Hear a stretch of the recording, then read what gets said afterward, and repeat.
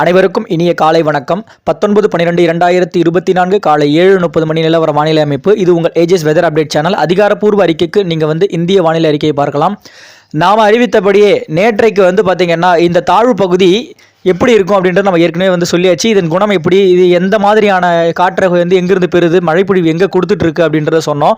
இது அவ்வப்போது மேற்கு வடமேற்கு கிழக்கு வடகிழக்கு தென்மேற்கு தென்கிழக்கு அப்படின்ற மாதிரி மாறி மாறி ஜிக்ஸாக்கா அப்படின்ற மாதிரி சுரண்டு கொண்டே கரையை நோக்கி மட்டுமே சுரண்டு கொண்டிருக்கு. அது எதன் காரணமாக அப்படின்றத நம்ம சொல்லியாச்சு. ஹை ப்ரெஷர்ஸோட தாக்குதல் காரணமாக இது கரையேற முற்படும் பொழுது இந்த பக்கமும் தள்ளப்படுது, இந்த பக்கமும் போக முடியாமல் முற்பட்டு நிற்கிது அப்படின்ற மாதிரி சொன்னோம். இதுபோல் நேற்றைக்கு அப்படி இருந்த காரணத்தால் நேற்று இந்த ஆழ்ந்த காற்றழுத்த தாழ்வு பகுதியோட அதாவது விட்டத்தோட அந்த நீள்வட்டமாக அப்படின்ற காரணத்தால் வடகடலோரம் அந்த இருகாற்று இணைவு பகுதி அமைந்தது. இதன் காரணமாக தான் மதியத்திற்கு பிறகு ஒரு வடகடலோரங்கள் சென்னை, செங்கல்பட்டு, காஞ்சிபுரம் அப்படியே உள்ளிட்ட உள் மாவட்டங்கள், அதாவது கிட்டத்தட்ட